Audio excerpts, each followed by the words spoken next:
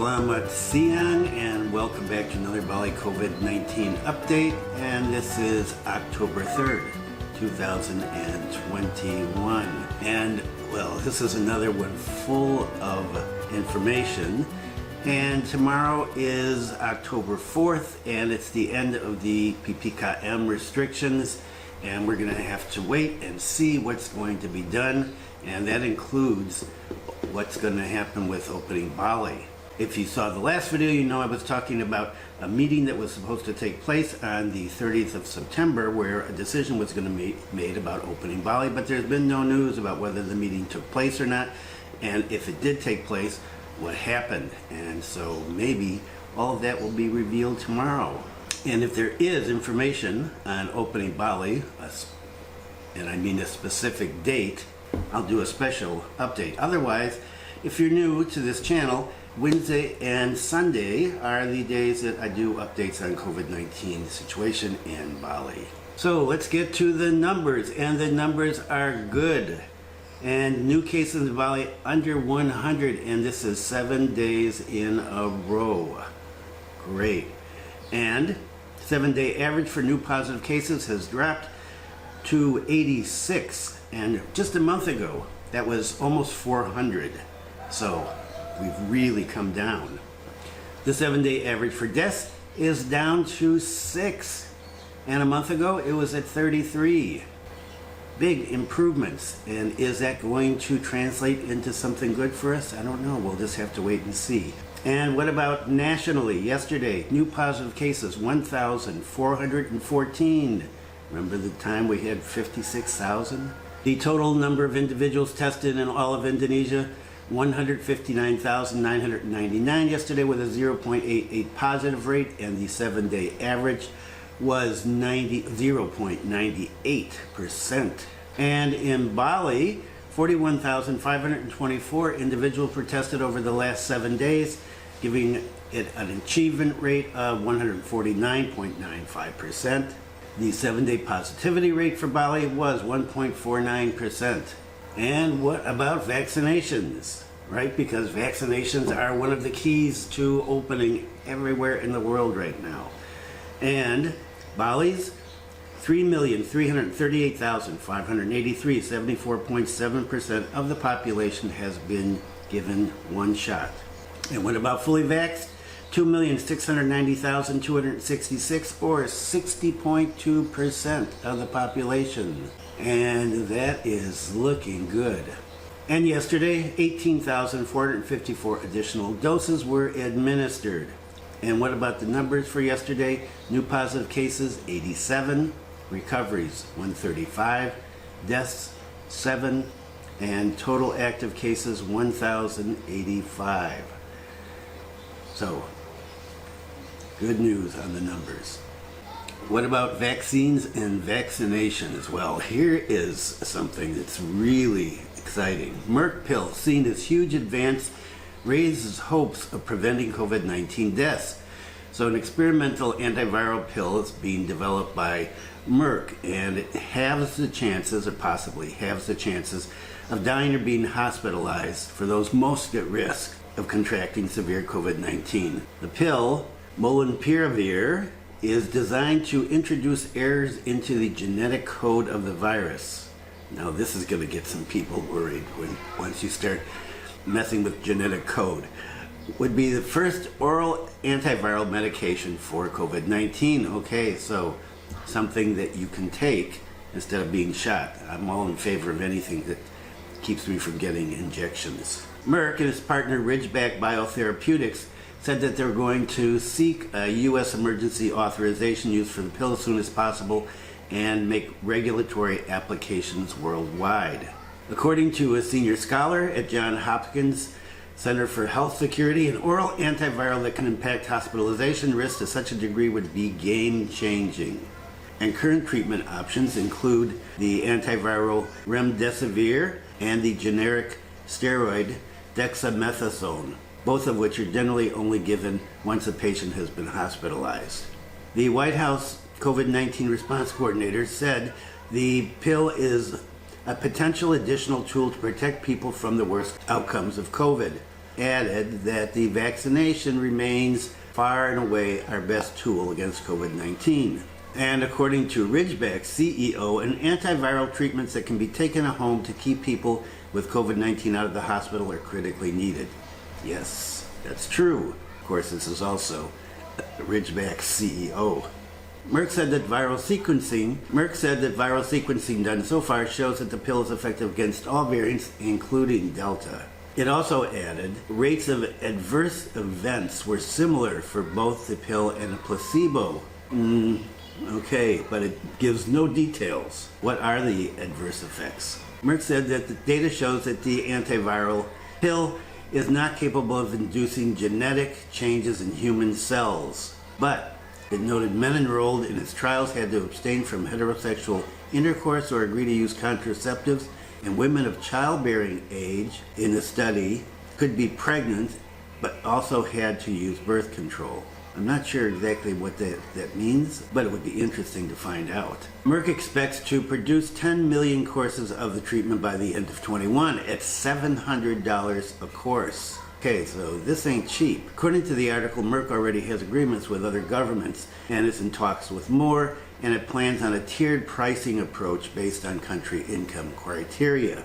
Additionally, Merck has agreed to license the drug to several India-based drug makers, which would be able to supply the treatment to low and middle income countries. Okay, that would be Indonesia.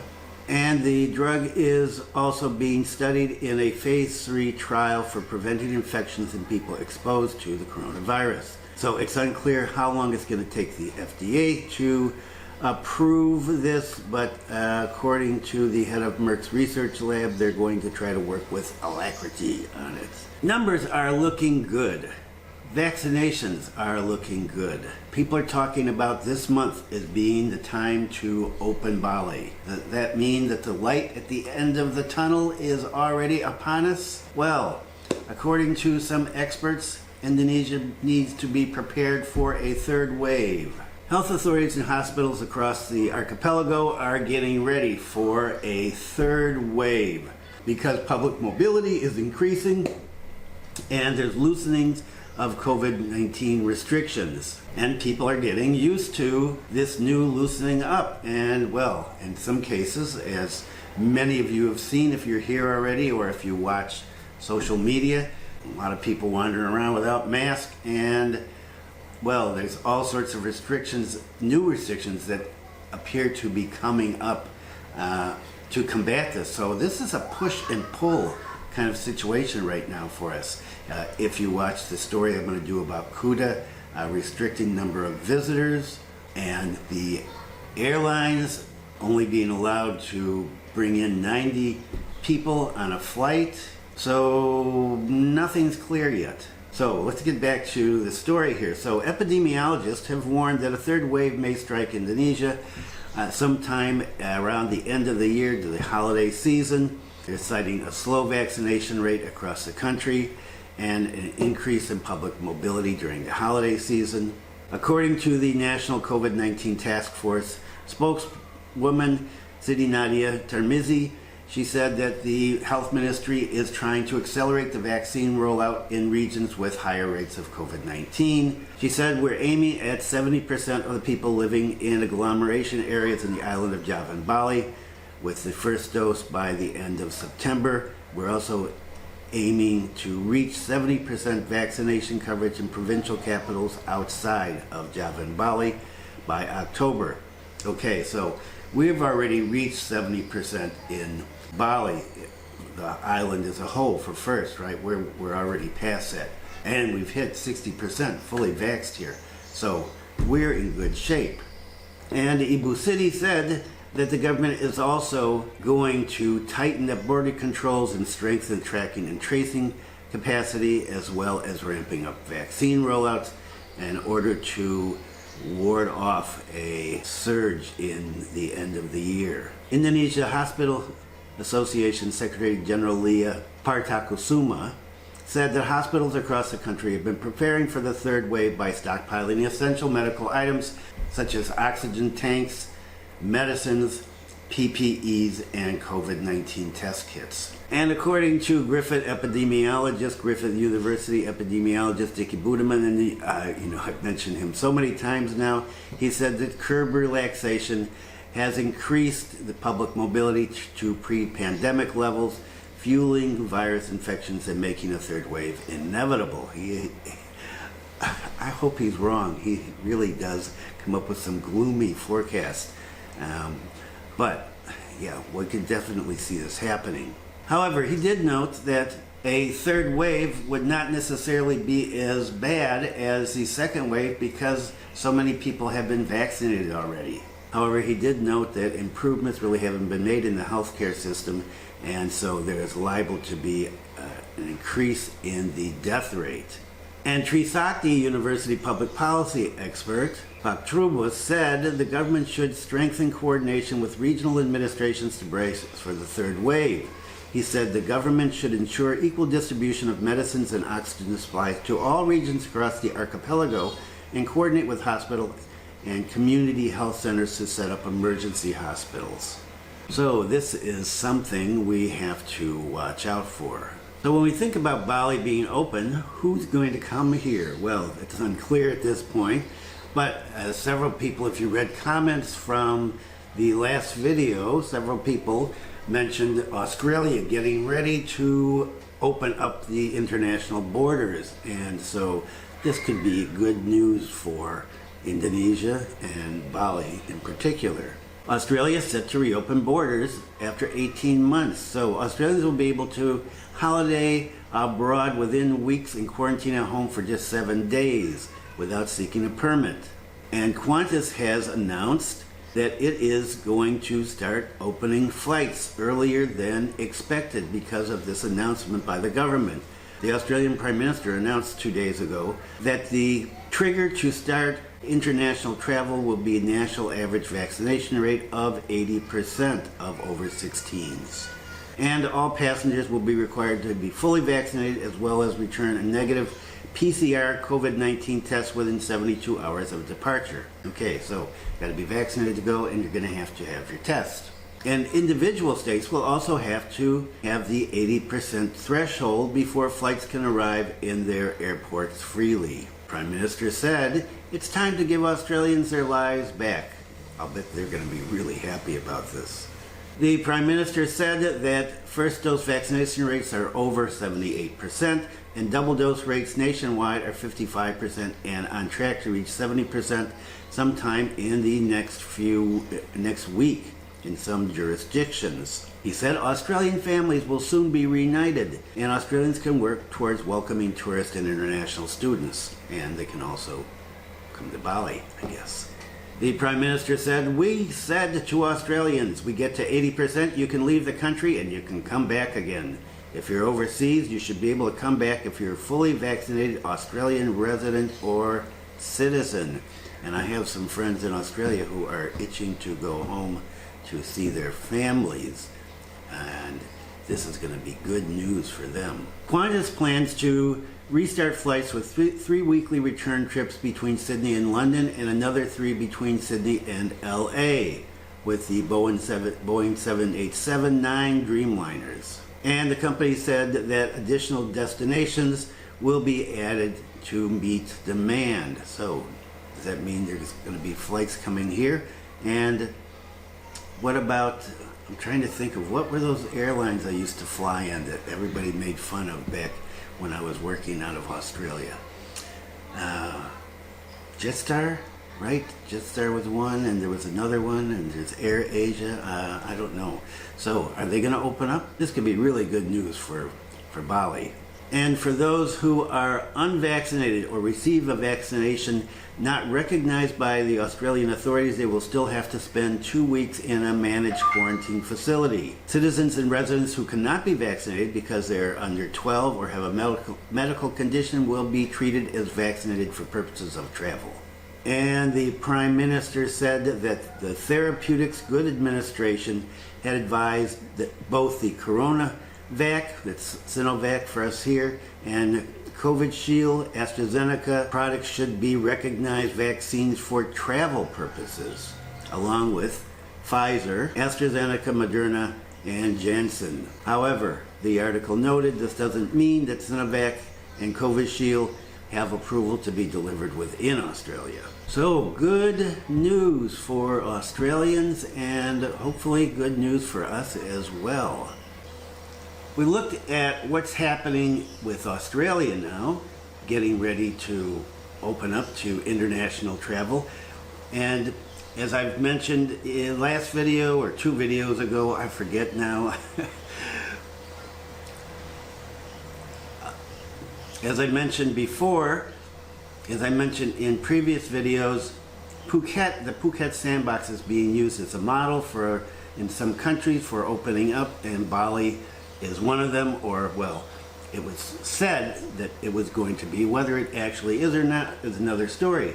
Phuket open to all vaccinated travelers, and so they're changing the game in Phuket. Fully vaccinated travelers from any country can now book travel plans to Phuket.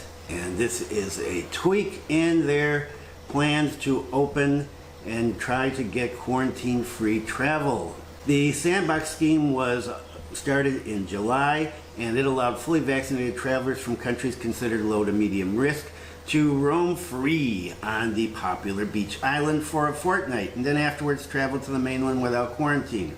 Last week, authorities cut the required stay to a week, so down to 7 days. The Tourism Authority of Thailand announced on Friday that the scheme has been broadened, and instead of 80 countries, every country now is open, and that includes Malaysia and Indonesia, which had been banned from taking part in the sandbox program. And if you're planning on taking advantage of this, unvaccinated children are allowed in if their parents are vaccinated.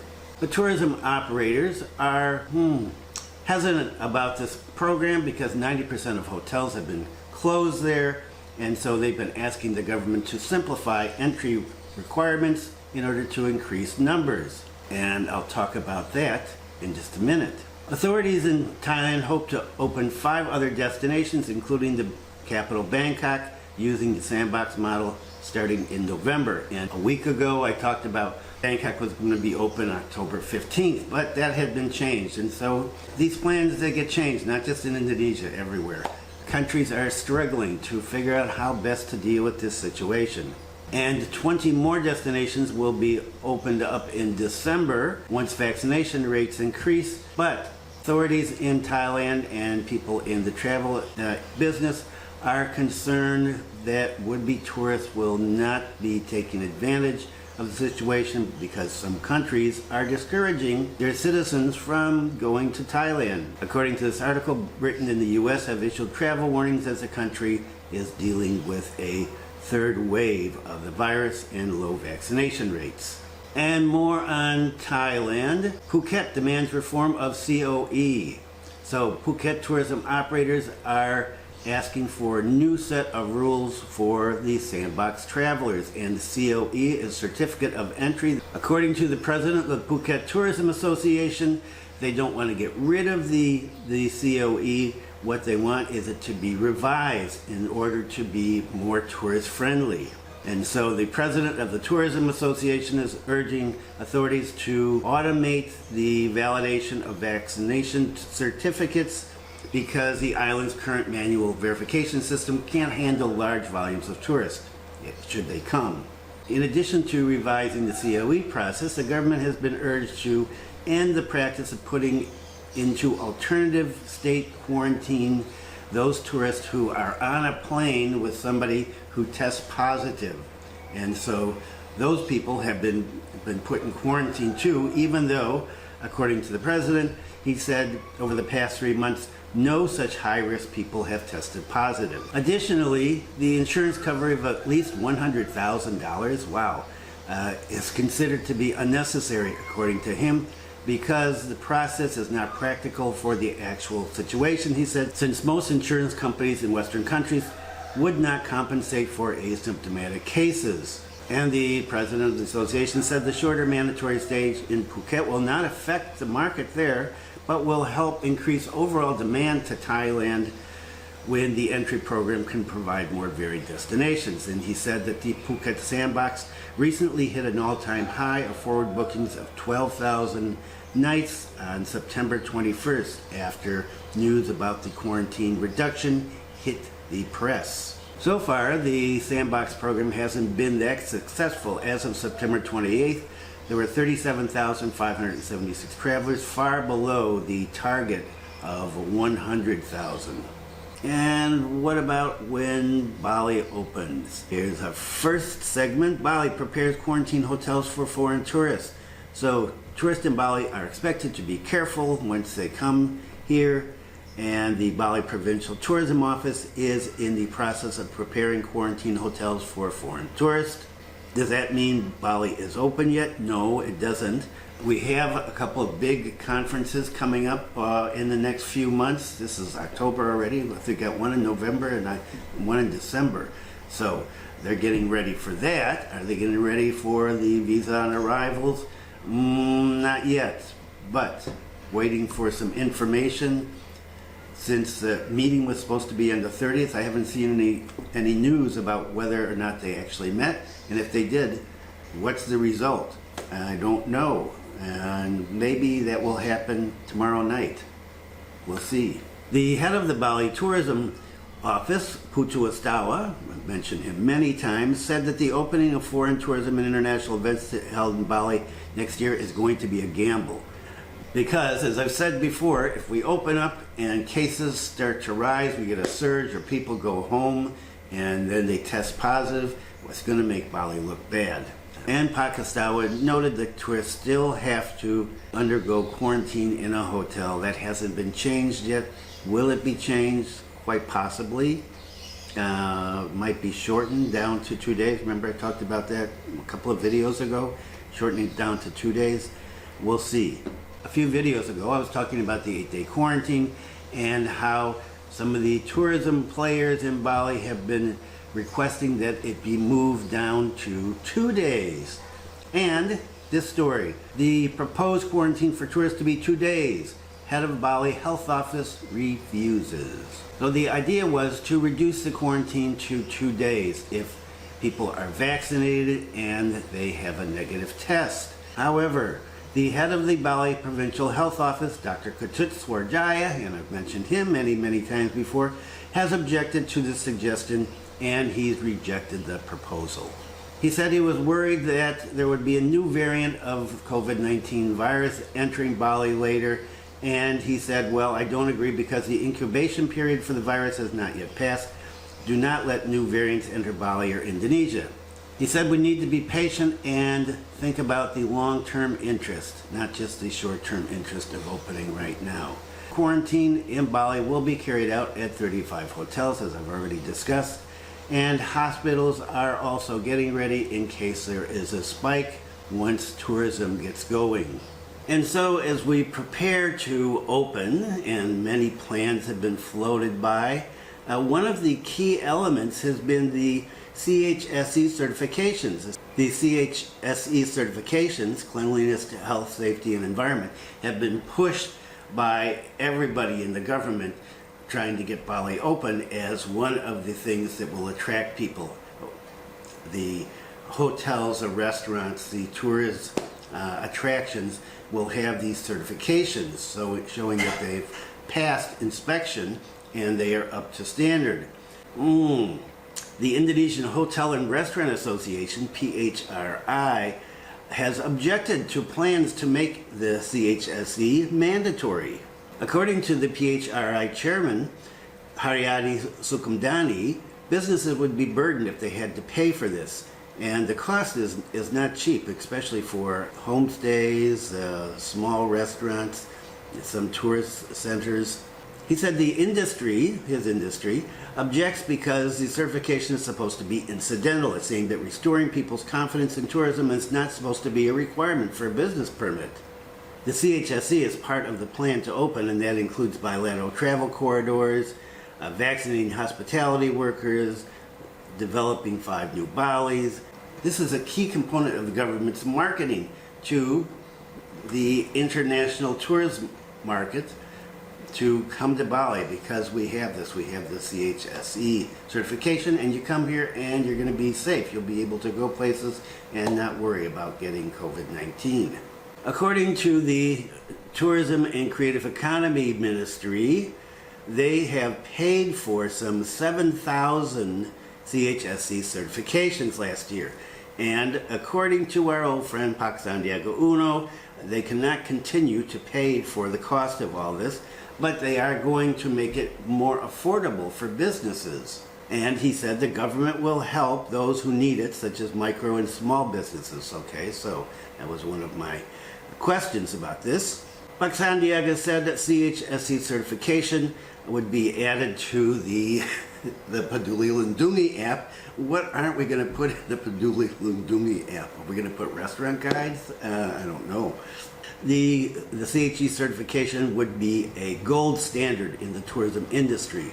According to the PHRI chairman in Jakarta, adding this cost onto these businesses is going to be counterproductive as the businesses are trying to rebound from, well, in some cases, near bankruptcy. And of course, ones that are bankrupt are gone. But he said this is just one more cost that you're adding on. And he said that hotels and restaurants already have a number of mandatory certifications, including business certifications and occupational health and safety certifications. So why add another one on top of it? And the cost? So cost is 10 million rupiahs for hotels and 8 million for restaurants. Wow, okay, for some restaurants, that's a lot. And for small hotels, well, I don't know. I don't know how much small hotels make. But, well, this isn't cheap. The PHRI Jakarta chairman, Pak Sutrisno, said that all these practices have already been taken care of by businesses. They've already been certified, and so they don't need to have this. And he said that the CHSE initiative has not made a significant impact on the tourism industry. However, according to the head of the Andalas University Tourism Studies Center, CHE certifications can help boost tourism and tourist confidence, and that more establishments should be certified. She said that some people are ready to travel and that the government should be able to guarantee them safety once they are here, especially in the accommodation industry. Okay, there's some pushback. Now, is the government going to make CHSEs mandatory? And is CHSE something that would be important to you? Since the pandemic has started, I've stayed at I've been out on the road 5 times, and I've stayed in 4 different places, a homestay which was not certified, but looked pretty clean to me, a hotel that was, 2 hotels that were, and I haven't been to a restaurant that has been CHSE. Oh, I was in actually 2 restaurants that were CHSE certified. But would that be a deal breaker for you if you're looking for a restaurant? Let's say we open up or you come in on a B211, or you're here already and you're wandering around looking for a place to eat. Would you not go into a restaurant if it was not CHSE certified? Is that going to make a difference? Let me know in the comment. Same for hotels or tourism attractions. Is this certification something that you would consider important? I don't know. We'll see. And more on the CHSE. New CHSE certified Bali tourism 60%. So a total of 726 tourism businesses in the Bali region, consisting of 139 hotels and 587 non-hotels, have been given the CHSE. 60% of the target. A lot different than some of the other numbers that we're hearing, where it's 1,200 all done. Apparently not so. Here's the number of 1,200. This year the province received a certification quota of 1,200, consisting of 200 hotels and 1,009 hotels. But as of the 28th, only 60% of that target has been reached. So when you hear a minister say we have 1,200 CHSE sites, that's not actually true. We've got a quota of 1,200, 60% of which have been full. According to Dede Budiawan Sugianto, the head of Sukofindo in Denpasar, he's optimistic that the target will be reached before the end of the year. He said tourism business actors should immediately register for the CHSE certification. He said last year there were many tourism businesses that did not register for CHSE, so it's hoped that this year they will register if they have not. According to him, the certification process is very easy. They can just go to a website and verification will be carried out by the Ministry of Tourism and Creative Economy. You know who runs that. After that, it will be submitted to Sukofindo and its consortium for an audit, and if it passes the audit, a new certificate will be issued by the ministry. And the photo at the start of this segment was our old friend Pak Sandiaga Uno handing out CHSC certificates to 10 tourism businesses at the Avani Hotel in Seminyak. And according to Pak Sandiaga, the CHSE certification is part of a new lifestyle that opens Bali with caution, vigilance, and adherence to health protocols. And as I mentioned earlier when talking about the CHSE certificates, is that going to affect you in terms of going to a hotel, going to a restaurant, or a tourist site? If they're not CHSE certified, will you not go? I don't know. Leave a comment below. Let's take a look at Bali and see what's happening here. So Bali is the next Silicon Valley. I've talked many times about the need to diversify the economy in Bali, and these next two segments talk about that, both from Erick Thohir, the Indonesian minister in charge of state-owned enterprises, BUMN. So he thinks that Bali can become an international center for digital industries and digital startups once we get through the pandemic. He said that Bali needs to go beyond tourism with accompanying industries that will help support and restore Bali's economic fortunes. And he's been developing a support network in his plan to get Bali to become the next Silicon Valley, and he's calling it Silicon Bali. Silicon Bali? Silicon Valley? Get it? Yeah. It's like a dad joke, I think. He said, Bali is extraordinary. There's now a Silicon Bali. There's nothing wrong with creating an alternative economic digital center in Bali. Well, I think it's a great idea, actually. I'm just laughing because his sense of humor is even stupider than mine.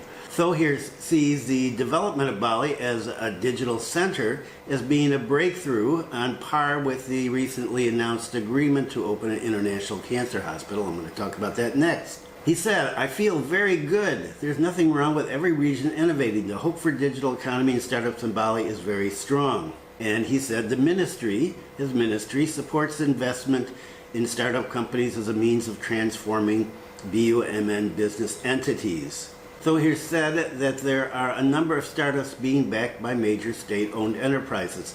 Telkomsel backing 15, BRE 15, Mandiri Capital 15, and he said he's also allowing BNE, Bank Negara Indonesia, to invest in startups as well. And he said 5 is going to be enough to start with. The minister thinks that Bali has a unique potential to attract many hundreds or thousands of digital nomads. And as you know, if you're here or if you read anything about here, we have lots of digital nomads in Bali already.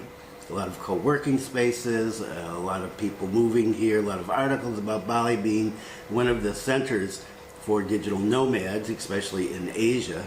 Among the strong points of Bali as becoming a center for digital technology and digital nomads are the direct flights to many international cities, true, good physical infrastructure, beautiful once you get out of the concrete jungle where everybody likes to live, a good quality of life, and a natural balance between natural beauty and a low cost of living. So those are definitely attractions to draw digital nomads here.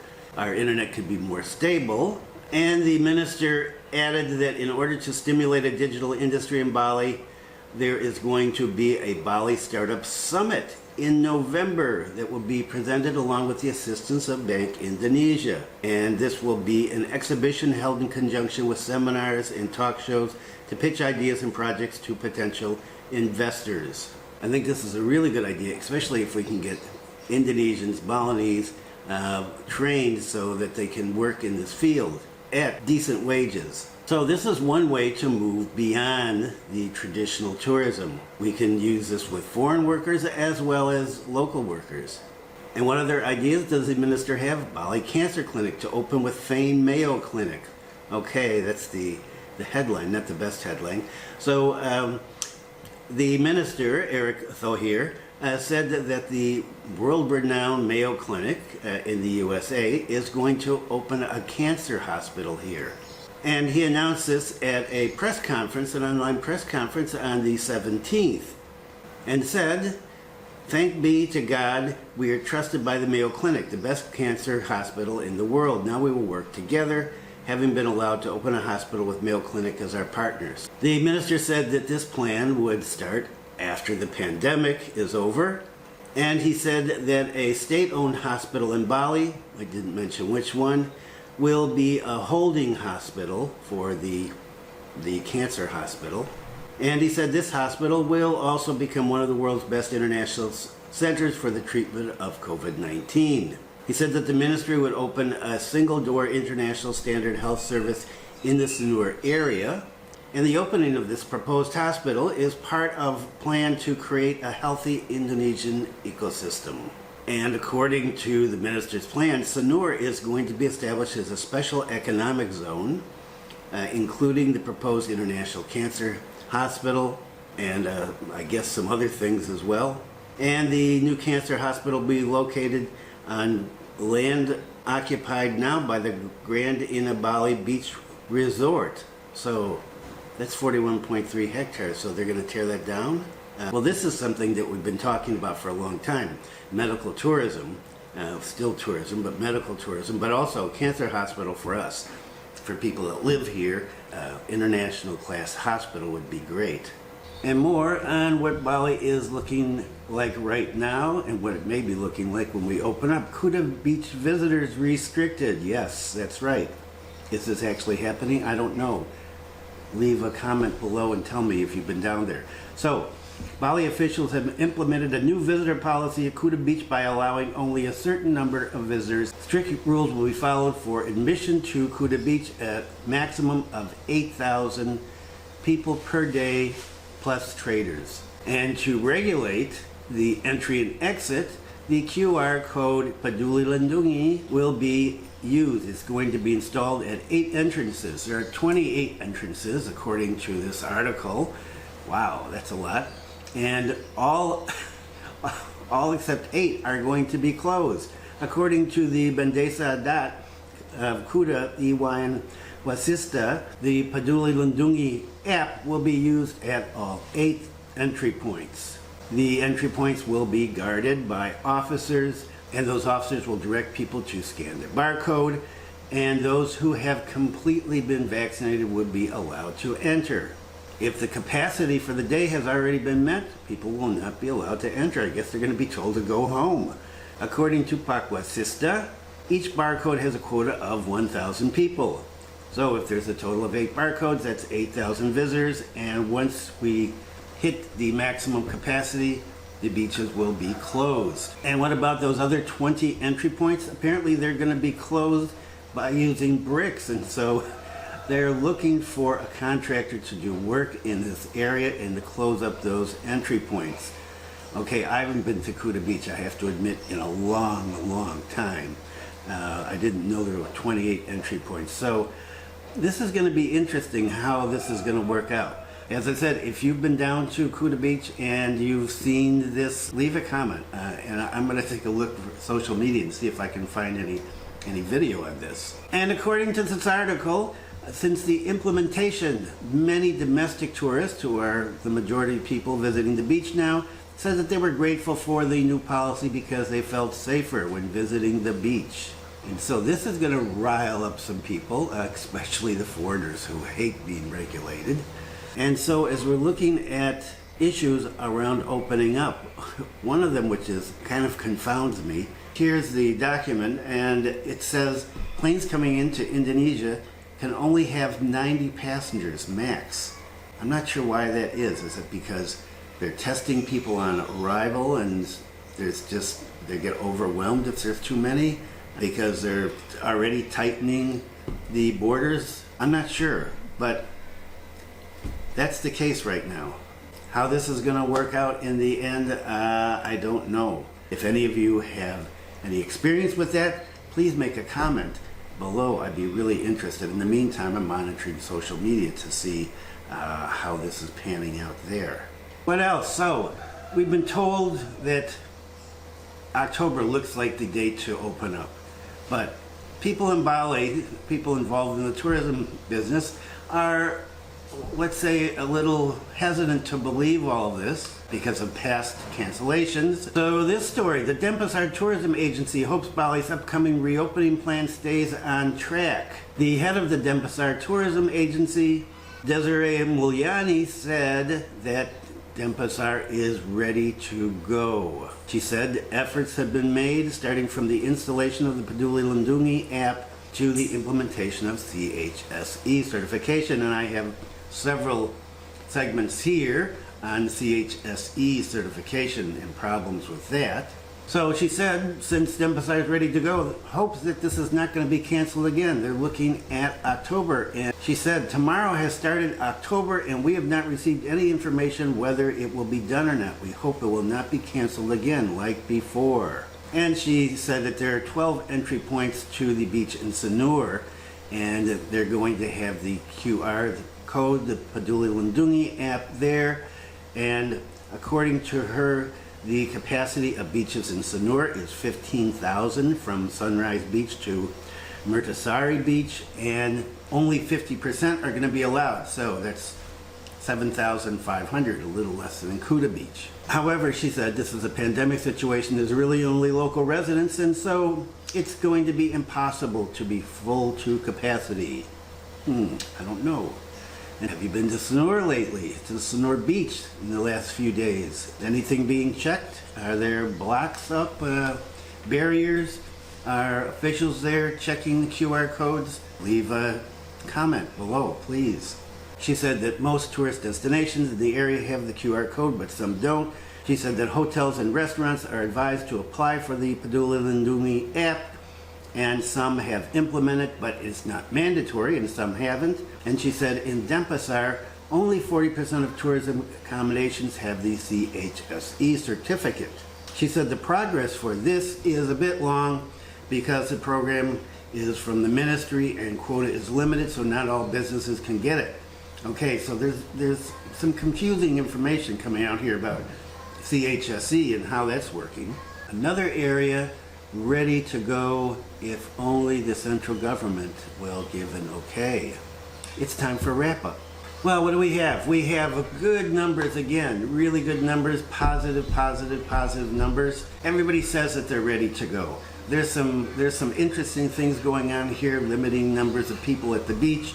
How is that going to open? How is that going to work if we open up for international tourism?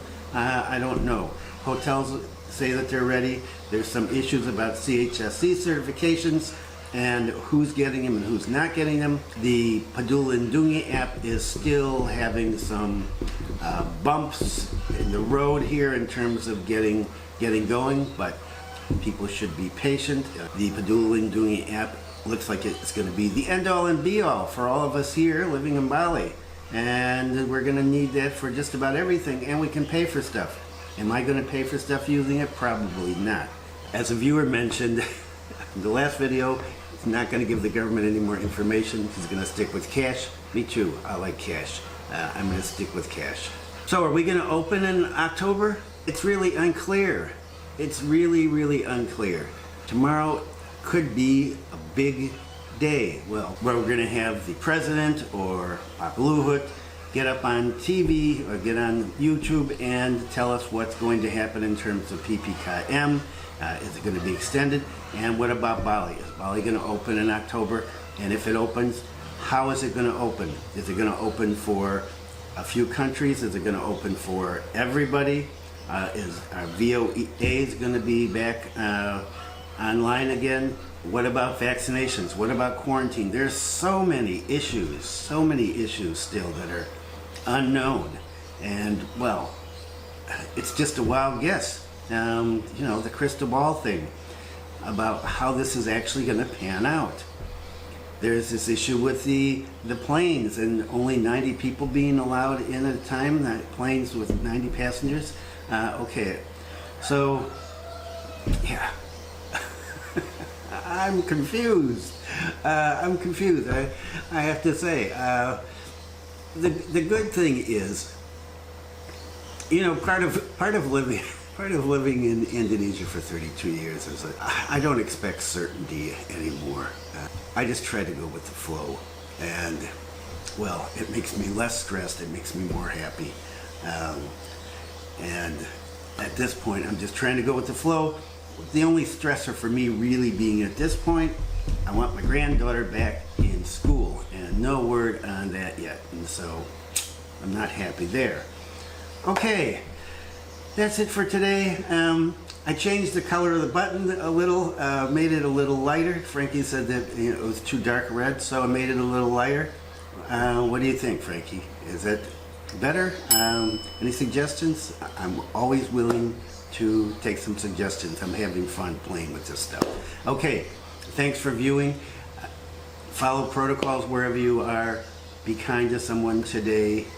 Take care, and I'll see you on Wednesday, and let's keep thinking positive about tomorrow night.